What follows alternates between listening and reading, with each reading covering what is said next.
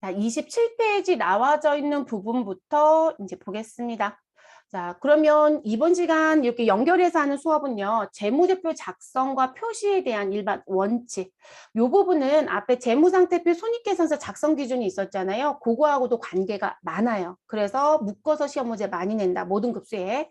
자, 그리고 재무제표는 정보 이용자들한테 내가 기업의 언어라고 얘기했던 회계에 대한 처리 정보를 보여주는 표였어요. 그죠? 일종의 수단으로 쓰는 거였잖아요.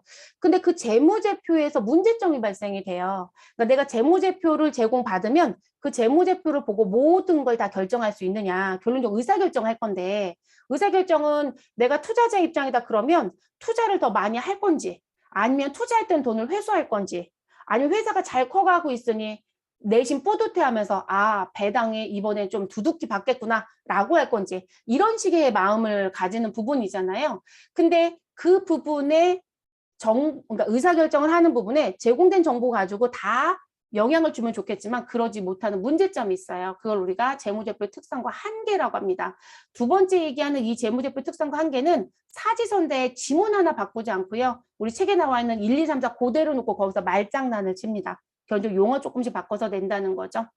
자, 그리고 교재 회계 1급 교재는 수록 안 해드렸고 세무 2급 교재에 수록해드린 부분 중에 뭐가 있냐면 중간 재무제표가 갖고 있는 특징. 자, 우리가 재무제표는 회계 기간이 1년이라고 한다면 그리고 또 회계 기간을 1년을 초과할 수는 없다고 했어요. 상법도 그렇고 회계 기준도 그렇고 1년보다 짧을 수는 있지만 그럼 그 1년을 초과할 수 없다고 했으니까 1년의 재무제표를 딱 한 번 작성한다. 그러면 결산이라는 걸 해서 작성하는 거예요. 그래서 연차 재무제표라고 해요.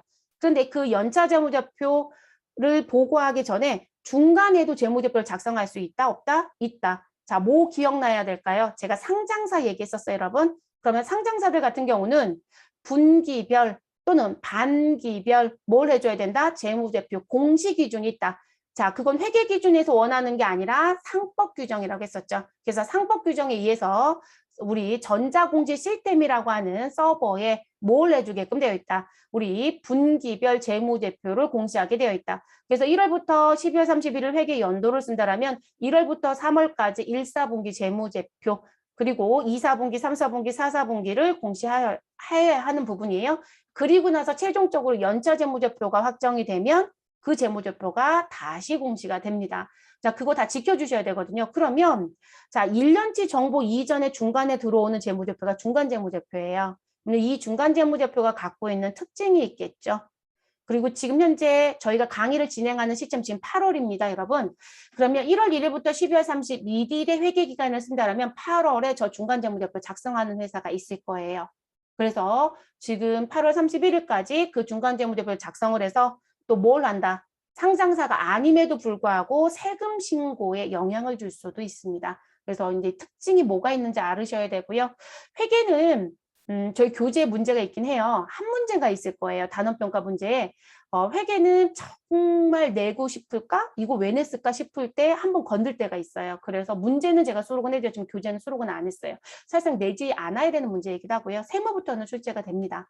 자, 그리고 재무상태표 이후에 발생하는 사건도 회계에서는 잘 묻지 않고 세무에서 물어보는 부분입니다. 근데 이 부분도 이 부분하고 관련된 부분이어서 저희는 이번 시간에 같이 진행을 할게요. 그래서 세무규제 페이지는 별도로 불러드릴 거고 자 그러면 첫 번째 내용 교재 지금 나와 있는 번호상으로는 7번 자, 요 부분부터 갈게요. 자, 재무제표 작성과 표시 일반 원칙은 총 6개의 내용이 들어와져 있습니다. 그래서 계속기업에 대한 부분의 내용, 그리고 재무제표에 대한 작성 책임과 그 부분에 대한 표시, 그리고 주석에 대한 내용, 그리고 재무제표 항목의 구분과 통합 표시에 대한 내용. 근데 어디선가 들어본 얘기들이죠. 몇 가지들은 벌써. 그리고 계속기업은 기존에 다른 것 때문에도 계속 얘기했고요. 자, 그리고 재무제표를 작성할 때 반드시 어떻게 해라? 비교로 작성해라. 자, 재무제표 항목의 표시와 분류의 계속성. 자, 여기에 포커스는 아니 3번에 재무제표 항목의 구분과 통합 표시가 있는데 여기에 나온 얘기는 뭐냐? 계속성 때문에 주장하는 부분이고요. 자, 그리고 재무제표를 외부에 보여줘야 되잖아요. 그럼 재무제표는 외부 정보 이용자들한테 보여주는 부분 또는 과세당국이 세금 신고할 때도 같이 따라 들어가거든요. 그런 정보를 쓰는 거예요. 그러면 그 보고되는 양식은 어떻게 되어 있느냐라는 거죠. 네, 그것도 기준에서 정해준 양식을 대체적으로 쓰겠죠. 그게 프로그램에 탑재되어 있는 거고요.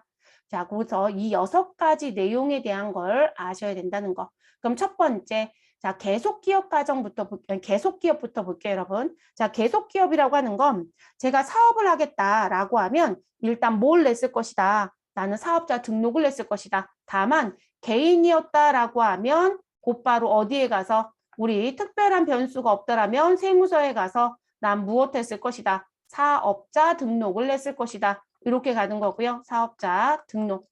자, 그런데 내가 법인이었다라면 우리 똑같은 업태 종목을 한다 하더라도 세무서에 곧바로 못 가죠. 반드시 우리 같은 경우 주민등록증이 있는 것처럼 이들은 법인격을 부여받아야 된다겠죠. 그래서 우린 어디를 간다? 상업 등기소를 먼저 간다라고 했습니다. 그래서 등기소를 가시고요. 그리고 나서 어디에 간다? 세무서에 간다. 뭐 인터넷에 가셔서 사업자 등록을 하시든 아니면 내가 직접 찾아가든 뭐 이런 얘기 해드렸었고, 자, 이렇게 해서 사업자 등록이 나와지더라는 거죠.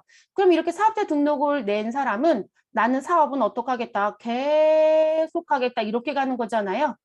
지금 난 2019년도에 사업을 처음 시작했다, 개시하였다, 또는 개업을 했다, 우리 뭐 또는 시작하였다 이런 얘기 하시잖아요. 그럼 2019년도 언제 했니? 라고 물어봤더니 저는 4월, 왜 위에 쓸까요? 여기다 쓸게요. 4월 5일에 시작을 하였다. 라고 얘기합니다. 그럼 제가 2019년도 세금 신고를 해야 되니까 12월 31일자에 회사를 폐업하고 다시 2020년도에 가서 다시 또 무엇하고 개업을 하고 그리고 다시 또 12월 31일자에 가서 폐업을 하고 그리고 다시 2021년도에 가서 또 다시 개업을 하고 이렇게 하냐는 거예요.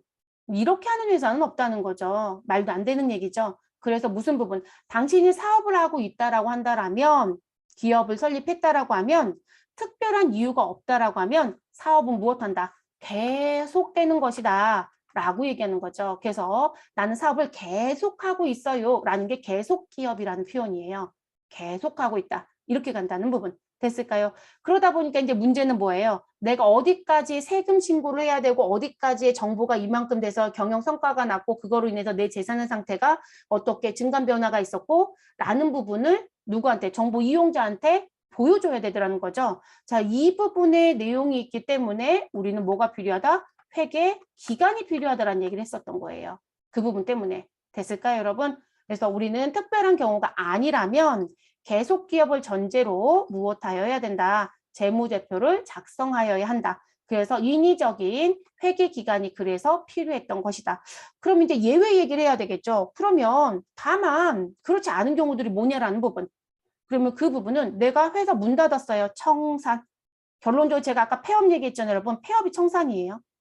폐업을 했다. 그래서 청산하거나 또는 경영활동을 중단할 의도를 가지고 있지 않다라면 우리는 사업을 계속 할 거라는 가정으로 재무제표를 작성하면 된다. 이런 얘기라는 거죠.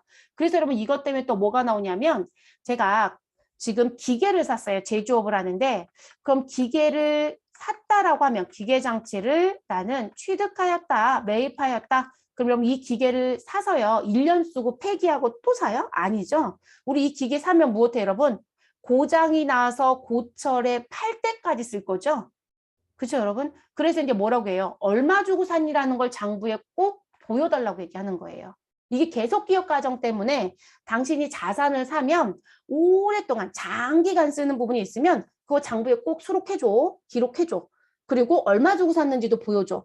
다만 당신이 오랫동안 쓸 거니까 사용함에 따라서 처음 1억 주고 샀던 기계가 우리가 사용을 하면 가치는 계속 무엇될 것이다? 떨어질 것이다. 그럼 그 떨어진 것만큼 우린 무엇하다? 가치가 감소됐다라는 걸 처리해달라. 그걸 우리가 감가상각한다라고 배우는 거거든요. 근데 그게 이 계속기업이라는 부분 때문에 들어와요. 그리고 이게 뒤에 가면 우리가 회계에 대한 기본적인 원칙을 또 배워요. 근데 그 부분은 재무회계가 갖고 있는 원칙이라는 표현이거든요. 근데 그 부분에 가면 가정을 배워요. 회계 공준 또는 내가 회계 처리하는데 가정이 있더라. 거기 가면 계속기업 가정이 다시 등장해요. 똑같은 의미예요. 사업을 계속한다고 했으니까 무엇 해야 돼요? 내가 취득했다라는 유형자산의 기계장치를 1억이라고 써주고 사용함에 따라서 기간이 경과됨에 따라서 가치가 감소되는 것만큼을 정리해서 끌고 다녀라. 그것만큼 우리는 비용으로 인정해 줄 거고 그리고 그것 때문에 세금이 줄어들 거거든요. 근데 그런 식으로 움직이는 게 다 계속기업이라는 부분 때문에 그렇습니다. 그래서 청산이나 경영활동 중단의 사유가 없다라면 의도가 없다라면 우리는 계속 사업을 한다는 가정으로 재무제표를 무엇하자? 작성하자. 이렇게 얘기해. 자, 재무제표에 대한 작성 책임과 공정한 표시 및 주석이라는 게 등장됩니다. 자, 재무제표에 대한 작성과 표시에 대한 책임은 누구한테 있다? 경영진에 있다. 또는 경영자에게 있다. 이렇게 얘기합니다. 그럼 시험 문제는 이 경영진의 노란색 자리를 종업원에게 있다. 이렇게 출제합니다. 아니에요, 여러분. 경영진 또는 경영자에게 있다. 이렇게 얘기해 주시는 게 맞고요. 그래서 이렇게 해서 하나 끊어서 또 지문을 건드는 문제를 낼 거고 그리고 경제적 사실과 거래의 실질을 반영해서 무엇해라? 공정하게 표시해달라. 그러니까 허위 기록하지 말란 얘기예요, 여러분. 그래서 제가 무슨 얘기 했었나요? 예전에는 제조업이 실제 많을 때는 유형자산이라는 게 상당히 중요한 자산처럼 취급이 됐었다. 근데 요즘은 지적재산권에 대한 부분이 상당히 중요하죠, 여러분. 그래서 무형자산이라는 부분의 중요도가 높아지고 있다. 그랬더니 이 무형자산이 실제 눈에 보이지 않는 물리적인 형태가 또는 실체가 없는 자산이다 보니까 과대하게 평가되는 부분들이 있더라. 그래서 무형자산이 있는 회사들은 과대평가가 혹시 된 건 아닌지를 보고자 한다. 이런 얘기 해드렸었잖아요. 그러면 과대하게 지금 기재했다는 건 공정한 표시가 아니죠. 사실 문제가 있는 거잖아요. 허위 기록이잖아요. 문제가 되겠죠, 여러분. 그래서 그러면 안 된다라는 얘기들 이고요. 자, 그리고 우리가 회계 기준을 정했다라고 하면 그 회계 기준에 의해서 작성이 돼야 되겠죠. 그래서 국제회계 기준을 적용한 회사는 국제회계 기준에 맞춰서 일반기업 회계 기준을 적용한 회사는 일반기업 회계 기준에 맞춰서 중소기업 회계 기준을 적용하겠다라고 했다면 중소기업 회계 기준에 맞춰서 우리는 작성되어야 한다라는 얘기입니다. 그리고 우리 1년에 최소 한 번은 무엇 하셔야 되고요? 우리 재무제표를 공시해 주셔야 되겠죠. 개선한 부분. 그리고 그 재무제표에 대한 정보를 본문에 모두 다 표시할 수 없다라면 우리는 주석으로도 표시를 해야 되겠죠. 그러다 보니까 주석이 같이 따라다니는 부분입니다. 자, 재무제표 항목의 구분과 통합 표시라는 부분. 자, 우리 이 부분은요, 재무제표라는 부분에 들어가서 봤더니 일단 재무상태표만 생각해 보셔도 될 것 같아요. 자, 재무상태표에 갔더니 재무상태표는 어떻게 얘기하더라? 누가 있다? 자산이 있고, 부채가 있고, 자본이 있다. 이렇게 얘기하죠. 그리고 다시 자산과 부채는 무엇에 의해서? 유동성에 의해서 무엇 해주시고 구분을 해주셔야 되는 거죠. 그래서 뭐가 있다? 우리는 유동 자산과 유동 부채가 있고 그리고 비유동 자산과 비유동 부채가 있다. 이렇게 얘기했었죠. 그리고 이 유동이라는 부분에서 다시 누가 들어가게 되면 유동은 지금 자산만 얘기해 볼게요. 그럼 유동 자산은 다시 누가 있고 우리 당좌를 먼저 써야 되죠. 당좌 자산이 있고 누가 있더라? 재고 자산이 있다. 그리고 비유동 자산에 대해서는 투자가 있고 유형이 있고 무형이 있고 우리 기타 비유동이 있고 이런 얘기 했었죠, 여러분. 그러면 그런 부분에 대한 구분은 다 해주셔야 되는 거예요. 그래서 당연히 자산인지 부채인지 자본인지 그리고 자산 다시 유동 비유동 뭐 이런 구분은 다 해주셔라. 그래서 구분에 대한 표시를 당연히 해주셔야 되는 것이고 그래서 구분 얘기가 들어왔고요. 그리고 중요하냐 중요하지 않냐라는 얘기를 또 했었죠. 근데 이게 재무상태표 쪽 얘기하고 더 가까운 얘기거든요. 그러면 중요한 항목은 반드시 재무제표 본문이라든지 근데 본문에 표시하기 조금 어렵네요 라고 하면 어디를? 주석을 활용하면 되겠죠. 그래서 본문이나 또는 주석에 그 내용이 잘 나타날 수 있게끔 무엇 해달라? 내용을 표시해달라. 이렇게 얘기를 합니다. 그래서 그 부분 표시해 주시고요. 그리고 중요하지 않은 항목이 있다라면 무엇 하실 수 있다? 우리 유사한 항목들끼리 통합해서 표시할 수 있다, 없다? 있다. 이렇게 얘기를 했었습니다. 그래서 이제 그 내용. 그래서 통합 표시는 가능하다. 이렇게 보시는 게 맞겠고요. 그래서 중요하지 않은 항목은 유사한 항목과 통합 표시. 자, 비교 재무제표입니다. 자, 우리가 작성하는 재무제표는 지금 현재 단기 것만 보여주진 않는다. 우리가 회계를 할 때 과거를 전기라고 부르고 현재를 단기라고 부르고 그리고 미래를 차기라고 부른다라고 얘기했습니다. 그러면 단기에 재무제표를 작성할 땐 반드시 누구와 전기의 재무제표와 무엇하는 형태, 비교하는 형태로 무엇하셔라. 우리 작성해야 된다. 그래서 재무제표를 열었을 때 어떻게 보여지더라? 자, 지금 이런 형태로 보여질 건데요. 전기가 오른쪽에 있을 것이고 단기가 왼쪽에 보여져요. 그래서 이렇게 비교하는 형태로 나타내달라라는 얘기입니다. 그리고 이 비교 재무제표라는 건 우리 회계 기간이 있으니까 여러분 1월 1일부터 언제 12월 31일과 관련된 거래 우리 사건이 생기겠죠. 그러면 단기가 5기에 해당되는 1월 1일부터 12월 31일. 그럼 전기는 4기겠죠. 그래서 4기의 정보와 5기의 정보. 그러면 이걸 기간이라고 하는 거잖아요. 그래서 기간별 비교라는 부분이 사실상 필요하다. 재무제표를 비교해 봤을 때. 그래서 그 부분에 대한 걸 지금 신경을 쓰려고 보니 재무제표는 반드시 전기 거와 비교하는 형태로 작성해라. 그런데 여기서 조심하실 요거는 이거예요. 계량이라고 하는 건 수치화되는 정보의 관점이거든요. 그래서 계량의 정보는 당연히 보여지겠죠. 근데 계량이 아닌 누구요? 비계량에 대한 정보도 우리 반드시 비교하는 형식으로 표시해달라. 그럼 본문에는 안 보이지 않을까요? 주석 두시면 주석을 가지고 보여주시면 되는 거잖아요. 문제될 건 없어요. 그래서 반드시 비교식으로 작성해 주셔라 라고 얘기를 합니다. 자, 재무제표 항목의 표시와 분류의 계속성이라고 하는 부분은 자, 재무제표가 이 기간별 비교 가능성을 제고하기 위해서 비교식을 작성을 했어요. 그러면 전년도에 내가 유형자산으로 소위 말해서 제가 유형자산에 뭐가 있었다? 토지가 있었다. 근데 이 부분이 전기재무제표에 토지라는 부분에 5억이 기재가 되어 있었대요. 그러면 단기재무제표에도 토지 자리에 5억이라고 기록이 되어 있어야 되는 게 맞는 얘기겠죠, 여러분? 그래서 이 기간별 비교 가능성을 제고하기 위해서 작성된 이 재무제표는 무엇 하셔야 된다? 항목에 대한 표시와 분류는 원칙적으로 무엇 해야 된다? 매기 동일해야 된다. 그러니까 전년도에 토지가 유형으로 분류가 되어 있었다라면 우리 단기도 무엇으로 되어 있어야 된다? 우리 유형자산으로 되어 있어야 된다. 이 얘기인 거예요. 그런데 제가 전기에는 무슨 부분? 자, 유형으로 표시를 해놓고요. 단기에는 자, 이게 이제 바뀌는 거죠. 자, 지금 이렇게 쓸게요. 자, 전기 때는 유형이었습니다. 그런데 제가 단기 때는 얘를 투자로 분류 변경을 했대요. 가능할까요? 여러분, 가능은 해요. 자, 원칙은 여기 원칙자가 써 있잖아요. 그래서 원칙은 매기 동일해야 된다는 게 맞아요. 그런데 자, 이 부분에 무슨 부분? 정당성이 입증된다라면 이렇게 표현하거든요. 자, 정당성 입증이라는 건 타당하다라면 이렇게 생각하시면 돼요.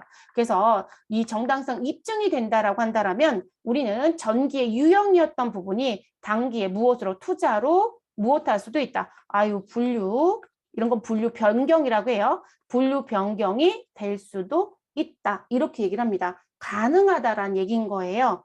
대신에 왜라고 물어봐야 되겠죠. 그럼 여러분 유형자산은 무슨 목적이었죠? 제가 이게 땅을 왜 샀니라고 물어보면 되겠죠. 자, 원래 과거에 땅을 샀을 때 유형으로 분류했던 건 공장의 부지를 쓸 목적이었대요.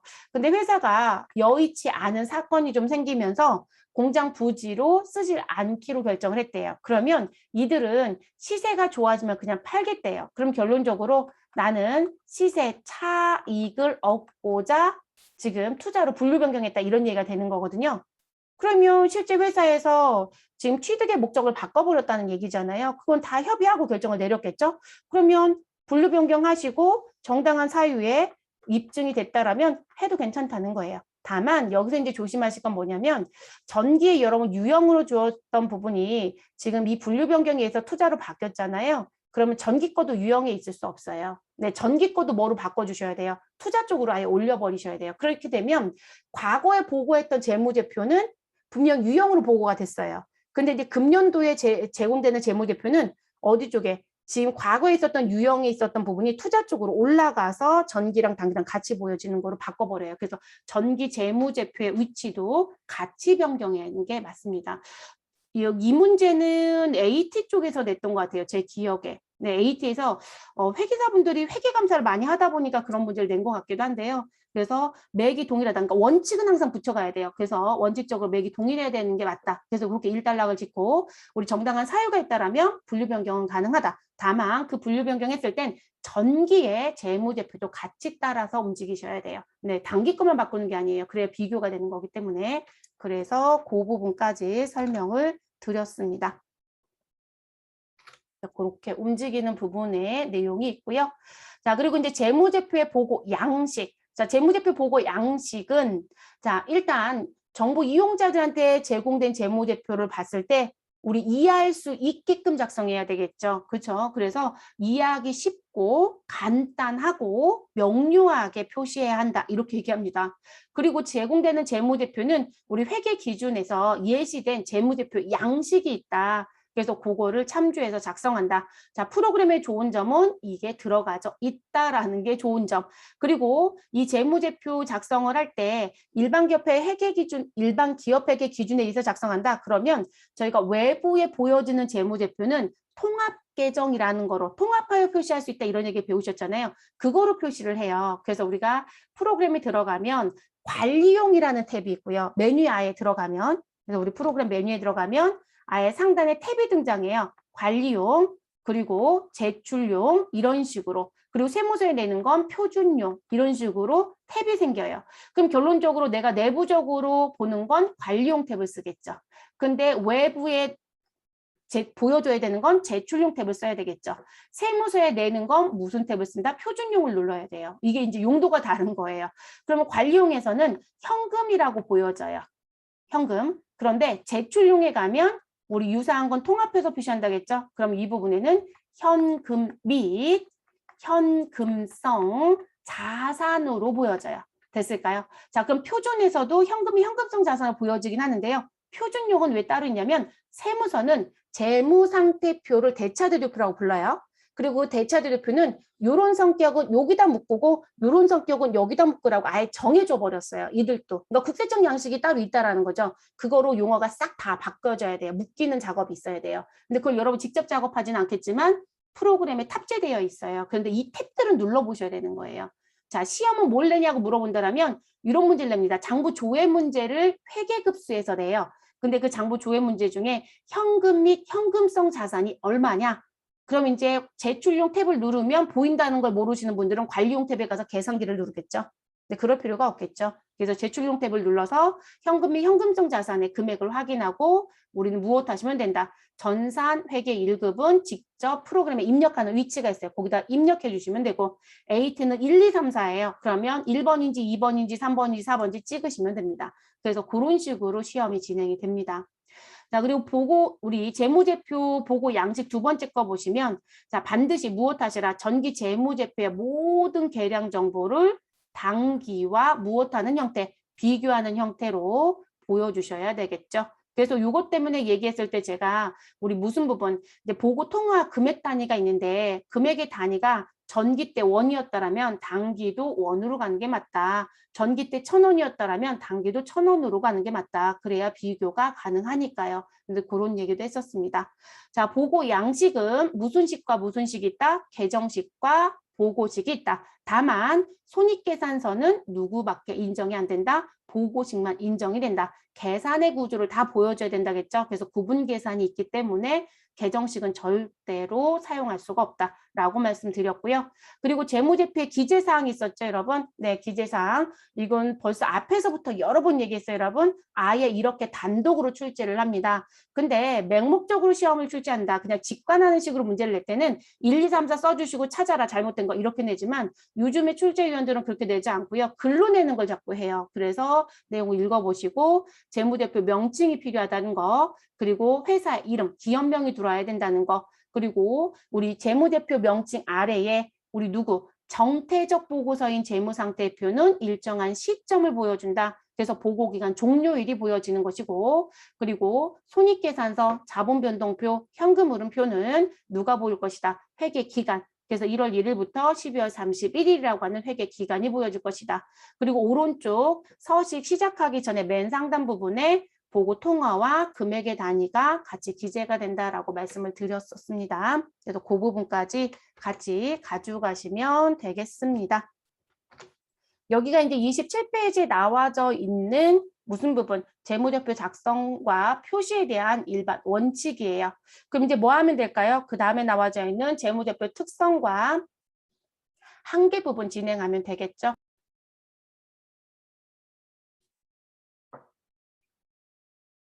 재무제표 특성과 한계 부분에 4가지 종류가 나오는데요. 이 4가지 종류는 요 문구에서 변형할 수 있는 부분이 없어요. 그래서 1, 2, 3, 4 보기에 그대로 등장을 시키고, 그리고 지금 제가 노란색으로 표시해드린 부분들 있죠. 근데 그 부분 중에 글씨 바꾸기를 해서 사지선다 문제로 출제를 합니다.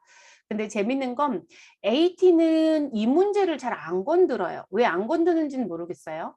그리고 전산세무회계는 이 문제를 주로 내요. 근데 그래서 이게 주최 측, 시험 내는 주최 측이 다르긴 한데 똑같은 쪽에서 내는데도 불구하고 내는 방향성이 조금 다른 부분이 있긴 합니다.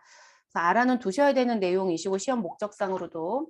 우리가 재무제표를 보실 때 이제 회계 처음 배울 때 제가 뭐라고 말씀을 드렸었냐면 뭔가 발생이 되면 그 정보에 대해서 인식하고 측정하고 뭐 이런 얘기 했던 거 기억나실까요?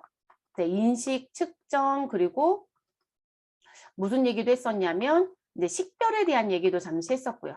그러면 이런 부분들에 대한 내용들을 가지고 얘기하는 부분 중에 측정 얘기가 들어오죠. 그럼 이 측정이라고 하는 부분은 말 그대로 내가 지금 현금을 10,000원을 사용했다. 그럼 그 10,000원이라는 부분을 측정할 수 있어야 된다는 얘기거든요. 그러니까 금액을 신뢰성 있게 내가 파악할 수 있어야 된다는 얘기예요. 그래서 그 금액이라는 부분을 얘기할 때 제가 10,000원이다라고 했다라면 화폐라는 거로 측정해서 보여주는 거죠. 네, 그 얘기입니다. 근데 재무제표에서 제공하는 부분은 사실상 현금 얼마, 보통예금 얼마, 외상매출금 얼마 이런 식으로 화폐 단위로 측정된 정보만 대부분 주로 제공한다고 보셔야 돼요.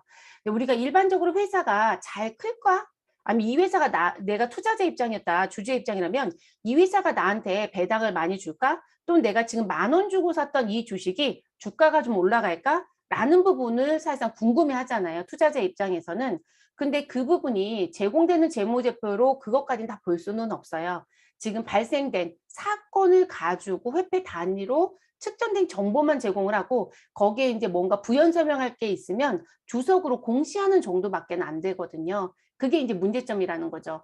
우리가 일반적으로 주가가 올라간다, 회사가 성장세가 될 것 같다라고 하면 지금 기업이 어떻게 돌아가는지에 대한 내부도 보셔야 될 거고요. 그리고 우리 외부에서도 영향을 주는 부분이 있어요. 경제적인 부분들이 있잖아요.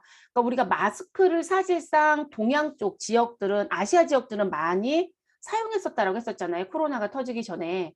근데 우리가 그 마스크를 사용할 수밖에 없었던 이유가 우린 항상 얘기할 때 아, 중국에서 넘어오는 저 모래바람을 어떻게 할 거냐, 미세먼지를 어떻게 할 거냐 이런 얘기 많이 했었죠.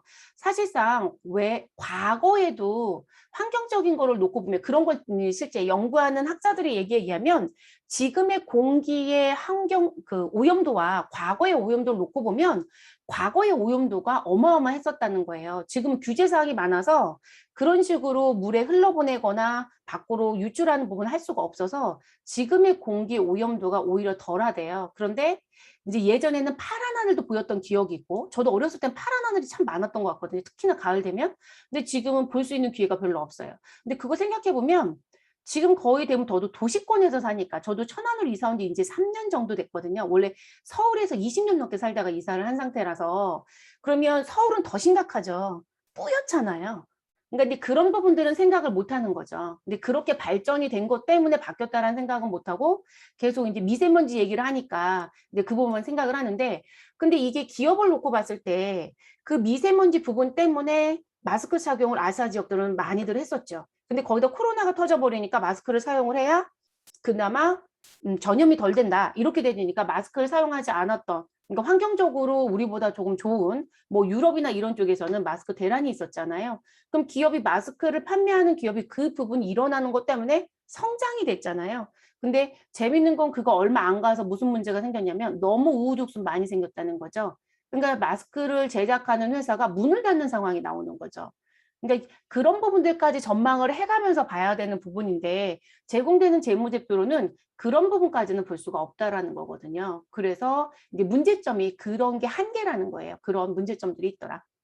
그래서 화폐 단위로 책정된 정보밖에 보여주지 못한다. 그 얘기가 이제 네 번째 나와져 있는 거하고도 관계가 있겠죠. 자, 특정 기업 실체에 관한 정보를 제공한다. 그죠? 그 기업이 가지고 있는 자산이라든지 부채라든지 자본이라든지 그 회계 기간에 벌어들인 수익과 비용에 대한 부분의 정보는 제공하지만 제가 조금 전에 마스크 회사가 성장했다는 거 얘기했을 때 산업 또는 경제 전반에 관한 정보는 제공이 될 수가 없어요. 그래서 이제 그게 또 하나의 한계점이다라고 하는 부분. 그래서 1과 4번이 같이 움직이는 부분이고요. 자, 그리고 재무제표는 미래를 보여주는 게 아니라 과거를 보여주는 거라고 했잖아요. 벌써 터진 사건. 그러니까 과거에 발생한 거래나 사건에 대한 정보를 보여주는 거기 때문에 정보를 제공받은 사람의 입장에서는 내가 미래 예측을 하고 싶은 거거든요. 근데 그 부분을 보여주기 조금 어렵죠. 내가 그냥 예상을 하는 거죠. 그리고 재무제표에 대한 부분 중에 이제 우리가 작성하는 과정에 뭐를 포함해서 작성한다고 얘기하냐면 추정에 의한 측정치를 포함한다예요. 포함하지 않는다가 아니라 자 추정이라는 얘기는 확정의 값은 아니지만 있을 수 있다라는 부분의 확률이 좀 높다라는 걸 포함하라는 얘기거든요. 그러면 이 추정의 대표적인 게 뭐냐면 자 우린 지금 외상으로 물건을 팔아서 받을 권리가 있대요. 그래서 외상 매출금이 있다. 근데 그 외상 매출금의 금액이 현재 100억이다. 라고 얘기를 합니다. 근데 미래에 나한테 돈을 갚아야 되는 거래처가 문제가 발생이 되면 돈을 못 받을 위험성도 있을 수 있더라는 거죠. 그런 걸 우리가 뭐라고 얘기할 거냐면 대손이라고 얘기를 해요. 그러면 대손이 발생될 위험성도 가지고 있더라. 그 부분 때문에 우리는 언제 결산이라는 걸 할 때 보고기간 종료일인 12월 31일이 되면 이 미래 대손 발생 위험에 대한 추정을 합니다. 그래서 그 추정에 대해서 회계 처리를 할 거예요. 그래야 수익이 발생된 시점에 그와 관련된 외상 매출금에 대해서 우리 대손에 대한 걸 발생할 위험성을 얼마다라고 예상을 해서 비용으로 정리할 수 있거든요. 그걸 추정이라고 하는 거고요. 그리고 그때 나오는 게 대손 상각비라는 거로 저희가 공부를 할 거예요. 그러면 추정치가 들어간 거죠. 다른 말로 얘기하면 추정은 예상의 관점이겠죠. 자, 그리고 또 하나 뭐가 있을 거냐면 제가 이제 초창기 수업이니까 뭐 기억해 달라고 했냐면 부채에 유동부채가 아닌 비유동부채는 세 개만 기억해 주세요라고 했어요. 이름표 기억해 달라고 했던 거. 그래서 나온 게 사채. 그래서 나온 게 장기차입금. 그리고 나온 게 뭐였었냐면 퇴직급여 충당 부채. 자, 그럼 제가 퇴직급여 충당 부채 의미 설명할 때 이렇게 얘기를 했어요. 미래의 종업원이 모두 다 그만두면 회사는 누적적인 퇴직금을 지불해야 된다. 그런데 근속연수라는 건 한 번에 10년이라고 생기는 게 아니라 처음 입사했을 때는 1년 차, 그리고 또 1년이 쌓이면 2년 차, 또 1년이 쌓이면 3년 차. 근데 퇴직금은 내가 그만두는 날짜가 정리가 되면 그 날짜를 기준으로 역산해서 3개월치 평균 임금을 계산해서 지불하는 거예요. 근로기준법상. 그럼 그렇게 해서 지불을 하고 있다. 그러면 당장 종업원이 그만두지는 않지만 1년을 근무했다라면 회사가 퇴직금을 줘야 되는 규정이 생기는 거죠. 아니, 규정이 생긴 게 아니라 줘야 되는 의무가 생기는 거죠. 자, 2년 차가 되면 우린 여기에 플러스 1년 차가 더 쌓여야 되겠죠. 자, 그럼 그 부분에 대해서 무엇하고 있다. 나 미래에 퇴직금을 줘야 되는 게 있어서 지금 갚을 빚이 있는 것처럼 만들어 놓겠다라고 하는 게 퇴직, 급여, 충당, 부채라는 거로 우리가 쓸 거거든요. 뒤에 가서 퇴직금으로 충당하겠다, 쓰겠다. 근데 갚을 빚이었던 거예요. 자, 그럼 이 부분도 지금 내가 근속연수 2년이 된 날짜가 2021년도 3월 31일이라는 가정으로 계산을 할 수는 있지만 지금 10월 30일째 그만둔 건 아니에요. 그러니까 이 부분도 뭐가 된다? 일종의 추정치가 되는 거죠. 그러면 이런 부분들이 재무제표에 포함되어 있다, 안 되어 있다? 되어 있어요, 여러분. 그래서 우리가 작성되는 재무제표는 미래에 생기진 않았지만 누가 봐도 생길 수 있는 사건이라는 거죠. 그래서 그 부분에 대해서 금액이 얼마다라고 측정만 할 수 있다라면 그 부분을 재무제표에 포함하게끔 되어 있어요. 그걸 추정에 의한 측정치를 포함한다라고 얘기하는 부분입니다. 됐을까요? 이거 포함 안 한다로 제일 많이 내요. 1, 2, 3, 4 중에 제일 많이 손을 대면서 답 찾으라는 거에 보기에서 답으로 등장했던 게 3번이긴 해요. 이걸 가장 많이 내긴 합니다. 그래서 그렇게 4가지 요건을 기억을 좀 해주시는 게 좋겠고요. 자, 그리고 이제 그 다음으로 넘어갈게요. 이제 교재 부분, 전산 회계 1급 교재에는 없고 제가 참고 1이라고 이제 보여드릴 건데요. 이 부분은 전산 세무 2급 교재 33페이지에 있는 내용이고, 지금 교재 아직 도착 안 하신 분들은 나눠드린 페이퍼 쪽에 있을 겁니다. 네, 그냥 순차적으로 붙여드렸으니까요. 자, 중간 재무제표의 특징이라는 부분. 자, 우리가 재무제표를 작성하면 사전에 이제 말씀을 드렸었지만, 재무제표는 우리가 1년에 한 번 작성한다. 그래서 회계기간 1월 1일부터 12월 31일 거에 대해서 우리는 한 번 작성하겠다라고 하는 부분, 그걸 우리가 연차 재무제표라고 얘기를 합니다.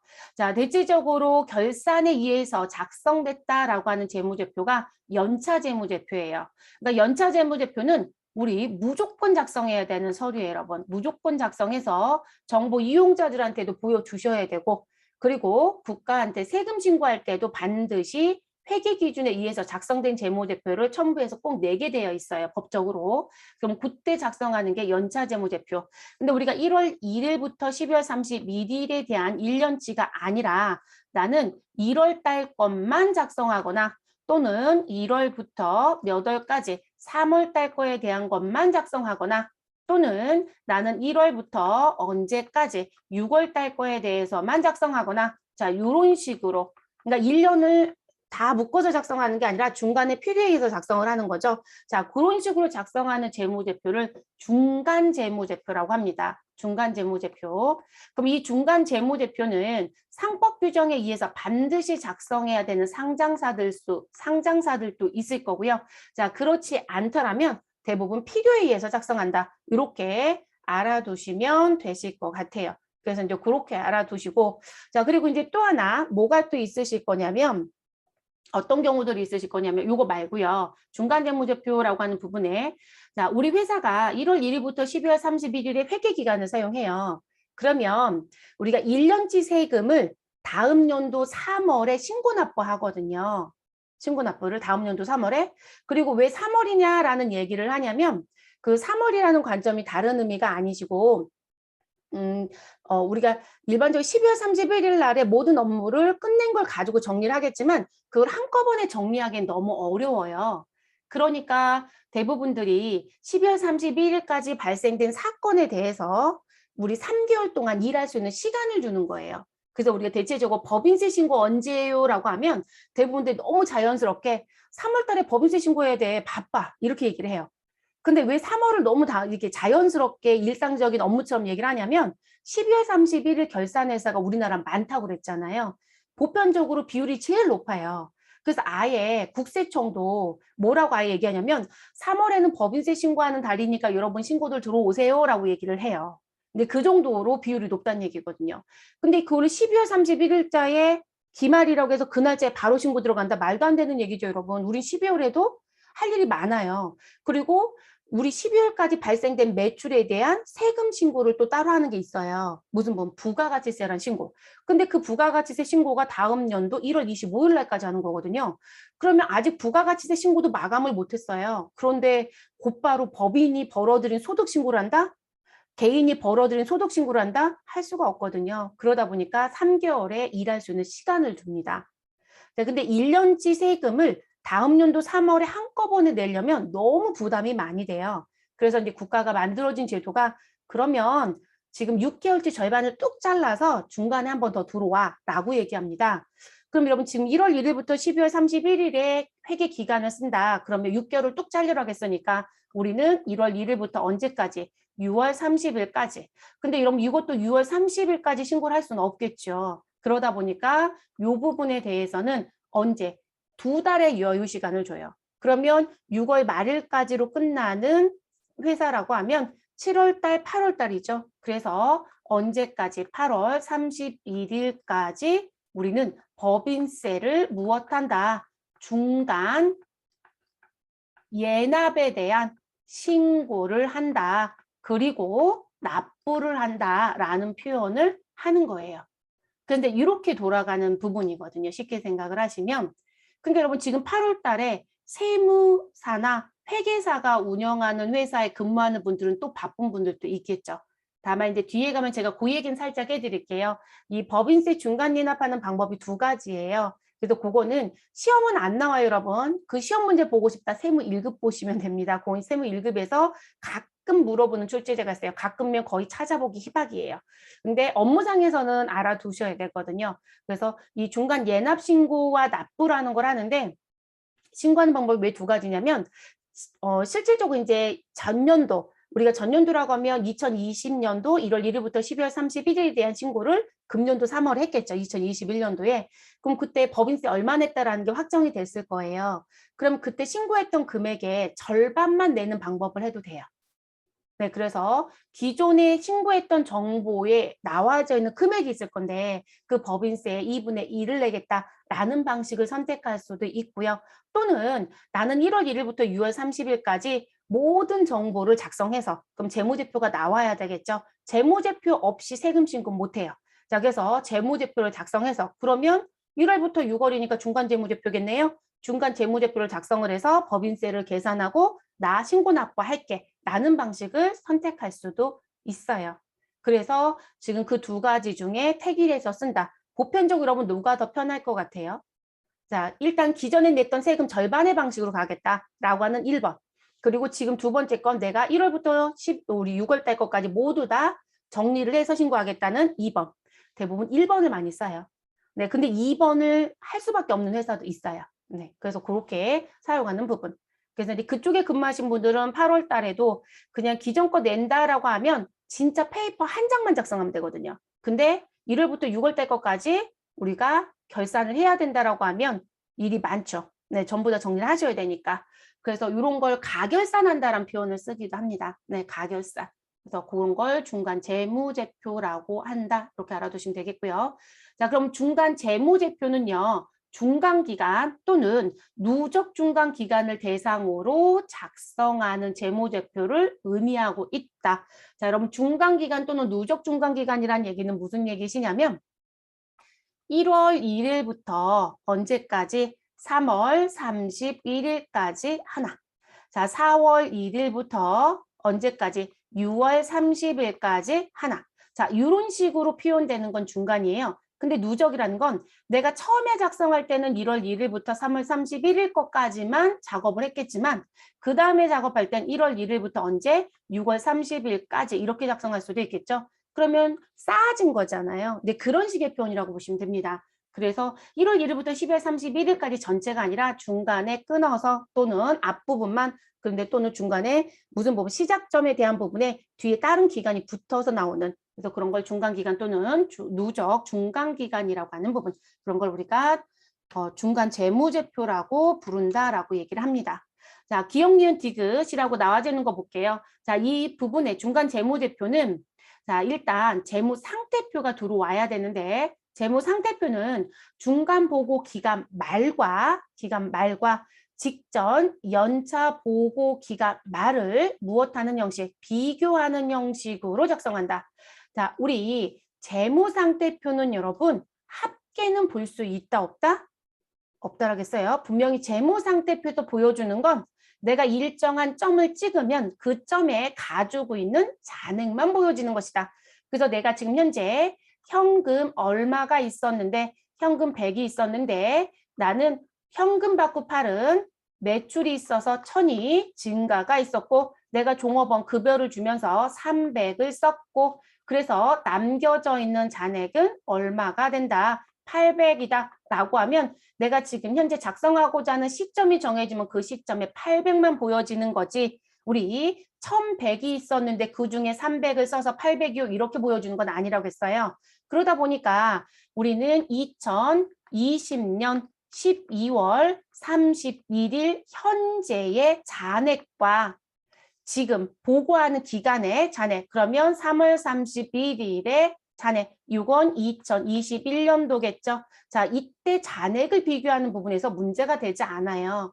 그래서 지금 재무상태표는 시점 간의 비교이기 때문에 비교 형태로 작성을 해야 되거든요. 중간재무제표도 여러분 연차재무제표처럼 똑같이 비교식으로 작성을 해요. 그럼 전기하고 비교를 해야 되잖아요. 그럼 전기하고 비교를 할 때 지금 재무상태표의 직전 연도 전기 거는 무조건 무엇이다? 전년도 보고기간 종료일이라는 거예요. 네, 그래서 2020년 12월 31일 여기는 고정가. 그리고 어디만 계속 바뀐다? 우리 단기 거 작성한 기간. 그러면 1월 1일부터 3월 31일까지였다. 그러면 무슨 부분? 3월 31일 현재, 6월 30일 것까지였다. 그럼 6월 30일 현재 이렇게 된다는 거예요. 그래서 이쪽은 고정값이고 여기만 바뀌어집니다. 그래서 직전 연차 보고 기간 말과 비교하는 형태로 작성한다. 그런데 손익계산서는 그렇지 않아요. 손익계산서는 일정한 시점이라고 했죠. 일정한 기간이라고 했죠, 여러분. 그러면 얘는 시점을 찍으면 안 되는 게 제가 3월 31일 현재의 손익계산서를 보여주겠다. 이러면 말 그대로 3월 31일 것만 보여주는 거예요. 그러니까 우리는 반드시 1월 1일부터 언제까지? 3월 31일까지 전체를 보여줘야 되겠죠. 근데 이제 이거를 이렇게 보여주는데 비교하는 대치 기간을 봤더니 이게 단기 거였다라고 하면 아, 전기는 지금 재무상태표처럼 1월 1일부터 12월 31일 전체를 보여주면 되겠느냐. 얘는 사실상 12월 30일이면 끝을 보여준 거였잖아요. 아, 이렇게 보여주면 되느냐. 여러분, 비교의 형태가 될까요? 우리 여기는 1년이죠. 그럼 여러분 지금 매출만 놓고 봤을 때 지금 전기에 1월 1일부터 12월 31일 보여주면 1년치 매출을 보여준 거잖아요. 그리고 단기는 3개월치 매출을 보여준 거죠. 그럼 여러분 누가 항상 클까요? 전기가 항상 크지 않을까요? 그럼 결론적으로 비교라는 걸 사실상 할 수가 없는 거죠. 우리가 비교식을 작성한다는 건 두 개를 비교해서 뭐 더 늘었는지 줄었는지 변화가 어떤지를 보고 싶은 건데 기간이 똑같아야 되는 거죠. 비교식을 작성하려면. 그렇기 때문에 우리 손익계산서를 작성하실 땐 중간의 기간, 누적 중간 기간을 무엇 하셔라? 직전 회계 연도의 동일 기간과 비교해야 된다고 얘기해요. 그러면 2020년 1월 1일부터 언제? 3월 31일까지의 손익계산서와 자, 2021년 1월 1일부터 우리 3월 31일까지에 대한 내용으로 비교해라. 됐어요, 여러분? 그러니까 재무상태표하고 손익계산서하고 보는 부분이 달라요. 그래서 요렇게 작업이 되어집니다. 그리고 여러분 이게 프로그램 개발자들이 여러분 이런 부분을 가져다가 프로그램에 녹아놓는 거예요. 그럼 프로그램을 여러분들이 조회했을 때 아, 지금 현재 무슨 부분?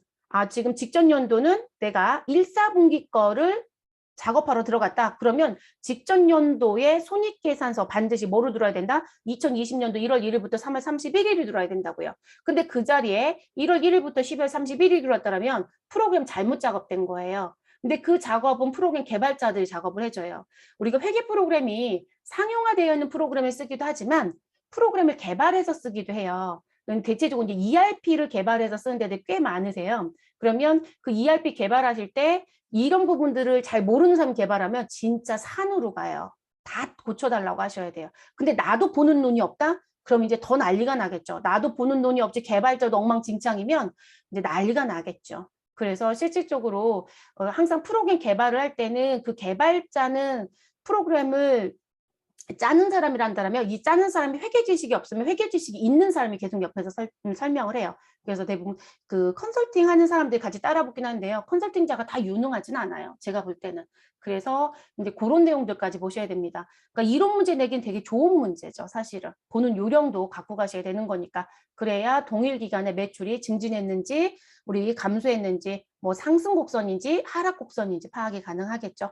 자, 세 번째 현금 흐름표, 자본 변동표는 누적 중간 기간을 직전 회계 연도의 동일 기간과 비교하는 형식으로 작성한다. 당연한 얘기겠죠, 여러분? 왜일까요? 손익계산서 현금 흐름표, 자본 변동표는 일정 기간으로 표현해야 되잖아요. 그래야 비교 대치가 되니까. 그래서 제가 여기 기억 니은만 노란색으로 표시했고요. 디귿은 어차피 손익계산서랑 동급 취급해 주시면 되겠습니다. 자, 그리고 중간재무제표를 왜 원하느냐? 그리고 제가 중간재무제표 얘기할 때 왜 자꾸 상장사를 얘기하느냐. 자, 상장사의 주주들은, 아니, 상장사의 주인은 왜 이러는 걸까요, 여러분? 자, 주인은 주주들이잖아요. 그럼 주주들은 투자를 했다라고 하면 사실상 이 회사가 잘 굴러가고 있는지 궁금하잖아요. 그러니까 무슨 부분? 최소한 어떻게 보여달라. 분기별로는 보여줘야 그들이 보고자 하는 적기의 정보를 보아서 의사결정을 할 수 있지 않겠느냐. 그러니까 그 적기라는 부분을 지켜줘야 좋은 거다라고 얘기를 하는 거예요. 그런 걸 적시성이라고 얘기해요. 그래서 재무정보의 적시성을 우리 올리려고 하니 무슨 부분? 중간재무제표가 있어야 되더라라고 얘기를 합니다. 자, 중간재무제표에는 누가 있다? 재무상태표가 있고요. 손익계산서가 있고요. 현금 흐름표가 있고 자본 변동표가 있고요. 주석이 있습니다. 그러면 여러분 지금 재무상태표, 손익계산서, 현금흐름표, 자본변동표, 주석 그러면 우리 연차재무제표에서 얘기했던 재무제표 종류 다 들어온 거 아니에요? 그쵸? 네, 동일합니다. 이 중간재무제표 처음 작성하시는 분들이요. 이거 주석은 어떻게 해요? 라고 물어보세요. 그러면 금년도 3월 31일자에 주석을 작성한 게 있겠죠, 여러분? 그 3월 30일에 작성했던 주석을 그대로 가져다 쓰시면 되는 거고요. 그리고 그 부분에 수정사항이 있으면 검토하셔서 고쳐주시면 되는 거예요. 네, 그래서 주석까지 포함한다라는 거.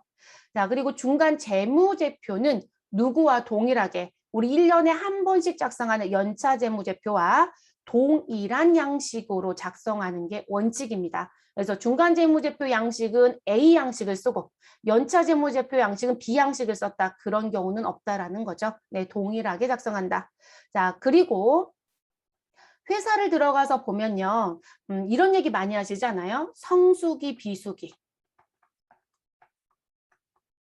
자, 성수기, 비수기에 따라서 여러분 매출도 달라지고 내 업무량도 달라지지 않나요? 그러면 성수기, 비수기라는 표현을 쓰는 건 매출이 증가되는 시기와 그리고 매출이 오히려 줄어드는 시기가 사실 있더라. 우리 회사는 그런 거 없어요. 1년 365일 그냥 고만고만해요. 라고 하면 아무 상관이 없어요. 근데 사업을 하다 보면 이렇게 타는 때가 있어요. 그러니까 우리가 일반적으로 아이스크림의 판매 시기를 놓고 본다면 겨울보다는 여름이 판매가 더 많이 될 수밖에 없어요. 덥기 때문에. 그렇죠? 자, 그러면 그런 식의 계절품들에 대한 건 당연히 성수기, 비수기가 있을 수밖에 없다는 거죠. 에어컨 같은 경우도요. 여러분 언제가 더 많이 팔릴까요? 여름이 사실 더 많이 팔리거든요. 겨울에도 판매를 하는데도 불구하고. 그리고 대부분들이 이제 여름에 왜 더 많이 팔리냐면 사용 안 하다가 갑자기 사용하려고 하는데 고장이 날 수도 있고요. 또는 작년엔 별로 안 더워서 나 혼자 사는데 큰 문제 없더라고. 근데 올해는 너무너무 더운 거죠. 그럼 살려고 하겠죠. 그러다 보니까 본의 아니게 여름에 많이들 구입을 해요. 근데 구입이 문제가 아니라 뭐가 문제일까요? 우리는 설치가 문제죠, 항상. 자, 그런 것처럼 그게 실제 사업하는데 영향을 주더라. 그러면 그거는 재무제표에 어떻게 할 거냐라고 얘기를 하는 거예요. 그래서 계절적 또는 주기적 또는 일시적으로 발생하는 수익이다라고 할지라도 다른 중간기간 중에 미리 무엇하는 거, 재무제표 올려주는 거 인식했다는 얘기죠. 또는 다음으로 넘기는 거, 그걸 이연이라고 해요. 그래서 인식하거나 이연하는 건 하면 안 된다. 자, 결론은 무슨 얘기냐면 내가 지금 1, 4분기 재무제표를 작성한다. 1월 1일부터 3월 31일까지. 그럼 이 시기에 발생된 거라면 넘기지 말고 이 시기에 다 인식해라. 이 얘기인 거예요. 그래서 나오는 부분들. 그래서 이제 그 얘기까지 중간 재무제표를 작성하는 과정 중에 가지고 있는 특징입니다. 자, 그 다음으로 또 넘어가 볼까요? 자, 그 다음 요 부분은 전산세무 2급 교재 27페이지에 있는 내용입니다. 네, 그 내용이시고. 자, 그러면 요 내용 같은 경우는요. 자, 뭐 때문에 발생하는 거냐면 제가 앞에서 재무제표 작성하는 부분 얘기할 때 이제 회계기간 얘기를 했었잖아요. 회계기간. 자, 회계기간 얘기했는데 1월 1일부터 언제까지? 3월 31일까지를 얘기를 했었어요. 자, 그러면 1월 1일부터, 아이고, 회계기간이 왜 이렇게 되죠? 이거는 중간인데. 자, 연차. 1월 1일부터 12월 31일까지. 근데 우리가 이 재무제표를 작성하는데 몇 개월의 여유를 준다. 우리한테는 3개월 동안 일할 수 있는 시간을 준다. 그래서 2021년도 1월 1일부터 12월 31일 회계기간인 회사는 우리 다음 연도인 2022년도 언제부터? 1월 31일부터 언제까지 3월 31일까지 업무를 진행을 해서 우리는 3월 31일 날 뭘 하시면 된다. 신고와 납부까지 끝내면 우리는 마무리가 되는 거예요. 법인으로만 생각하세요, 여러분. 개인은 무조건 5월이에요. 개인은 아예 날짜 못 바꾸거든요. 자, 그래서 이렇게 진행이 됩니다. 그럼 여기선 재무상태표 1 후에 발생한 사건이에요. 그럼 재무상태표 1이면 무슨 날짜이다? 12월 31일. 왜냐면 재무상태표 1, 얘하고 똑같은 말이 뭐가 있죠, 여러분? 보고기간 종료일이라는 게 있었죠. 보고기간 종료일이 있었고요. 또는 이거 다른 말로 얘기하면 결산일이라는 표현도 했었죠.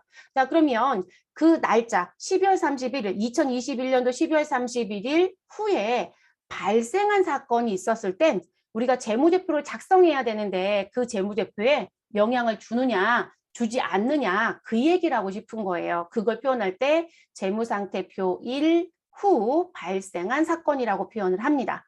자, 그렇게 얘기하는 부분. 그러면 재무상태표 1과 재무제표가 사실상 확정된 날이라고 하면 2022년도 1월 1일부터 우리 3월 31일 사이에 확정이 됐겠죠. 자, 그 사이에 뭐가 생겼다? 우리 기업의 재무 상태에 영향을 주는 사건이 발생이 됐다. 그러면 우리는 재무제표를 무엇할 거냐? 수정을 할 거냐? 수정을 안 할 거냐? 그러면 수정을 해야 되는 것도 있고 수정을 안 해야 되는 것도 있더라는 거죠. 자, 수정을 해야 된다는 얘기는 재무제표에 영향을 줘야 됩니다. 그것까지 반영해서 2021년도 12월 31일까지를 기준으로 작성된 재무제표를 공시해줘야 된다는 얘기고요. 그런데 수정을 하면 안 됩니다라는 건 그거 무시하면 돼. 그건 재무제표에 들어가면 안 돼. 이렇게 얘기한다는 얘기세요. 그럼 지금 수정을 요하는 보고기간 후 사건은 여기 1번부터 몇 번까지? 5번까지 나와져 있는 이런 사건에 해당이 된다면 반드시 내가 작성하는 재무제표에 그 정보가 들어가져 있어야 된다. 이런 얘기예요. 그렇게 알아두시면 되는 부분이고요. 그럼 첫 번째 것부터 볼게요. 자, 보고기간 말. 자, 우리는 12월 31일. 자, 12월 31일 현재, 그리고 금년도로 볼게요. 2021년도 12월 31일 현재. 자, 이미 자산의 가치가 하락되었음을 나타내는 정보를 언제? 2021년 12월 31일 이후에 무엇하였다? 입수하였다. 자, 결론적으로 여러분, 우리가 업무를 하는데 1월 1일부터 12월 31일까지에 대한 걸 하는 거잖아요. 근데 12월 31일 날 우리 달력으로 그냥 생각하면 돼요. 오늘이 12월 31일이다. 그럼 오늘의 정보를 다 받았으면 되는데 내가 이 12월 31일과 관련되어 있는 정보를 다음 연도 1월 5일 날 정보를 받았다는 거예요. 또는 정보를 알게 됐다. 그러면 영향 주느냐? 당연히 영향을 줘야 되겠죠. 이해되셨을까요? 근데 우리 그 부분들이 실질적으로 문제 발생이 될 거니까. 그러니까 우리가 12월 31일까지 발생된 경제적 사건을 정리하는 건 맞지만 그 날짜의 모든 업무가 다 끝나지는 못해요. 우리 출장 간 직원이요. 출장 간 직원이 1월 2일 날 돌아왔어요. 그럼 여러분 출장 간 직원 언제 간 건데? 라고 물어봤더니 이렇게 얘기하는 거죠. 아, 우리 출장 간 직원은 2021년도 12월 10일부터 2021년도 12월 31일까지가 출장이었어. 그리고 이 사람이 돌아와서 1월 1일은 빨간 날이어서 쉬고 우리 1월 2일 날 무엇하였다? 출근했거든. 그러면 여러분 지금 12월 31일까지 회사에 출장 간 장소에서 썼던 경비정산 다 보낼 수 있을까요? 못 보내요. 말도 안 되죠. 그러면 출장 간 직원은 1월 2일 날 돌아와서 무엇할까요? 우리 12월 10일부터 12월 31일까지 사용했던 경비들이 있으면 그 경비에 대한 거 보고하고 회사에서 돈을 받아야 되면 받을 거라고요. 그러면 결론적으로 12월 31일 이후에 나온 부분인 거잖아요. 정보 입수 시기가. 이해되셨을까요? 그런 관점인 거예요. 그럼 그런 정보는 당연히 어디에? 재무제표에 당연히 반영을 했어야 되는 거 아니냐라는 의미를 말하는 거예요. 그래서 나온 부분. 자, 그래서 이 보고기간 이후에 입수를 하게 되면 그리고 내가 지금 가지고 있는 자산에 문제가 발생이 생겼다. 중대한 손실이 좀 생겼다. 또는 스크래치가 생겼다. 그런 걸 우리가 손상차손이라고 해요. 예전에는 이 손상차손을 감모라는 표현을 많이 썼어요, 여러분. 감모. 자, 그래서 이런 손상차손을 인식했던 부분에 대해서 무슨 부분? 변경되는 사항이 생겼다. 나는 지금 이게 급격한 하락이 있어서 인식을 해놨었는데 그거 올라갔대. 언제? 12월 31일이라는 그 날짜에서. 근데 난 그 정보 입수가 늦은 거죠. 그러면 그 부분도 우리 무엇하셔라? 재무제표에 반영해 주셔야 돼요. 그래서 이제 그런 얘기가 1번. 자, 그리고 두 번째는 소송사건. 자, 이 소송사건은 일단은 시작한 날짜를 보셔야 돼요, 여러분. 시작한 날짜.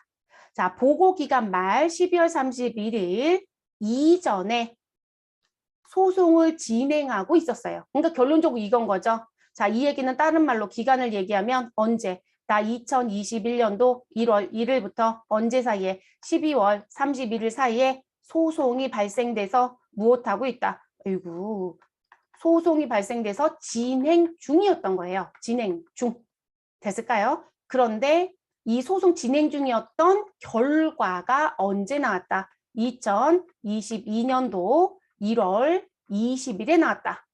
그러면 지금 결과가 나온 시기는 2022년도지만 소송을 진행한 시기는 2021년도였던 거예요.